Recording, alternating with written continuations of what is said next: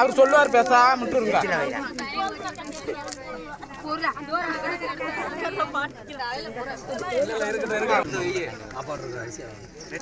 நதியா ஒரு சொம்பு தண்ணி மாறுது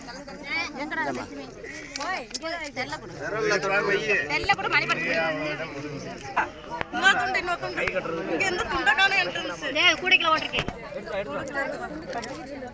தண்ணி மக்கள்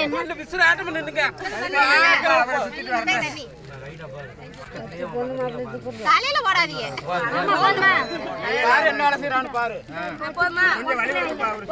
குடத்துக்குள்ள வையே தண்ணி ஊத்தி விட்டுறாதீங்க.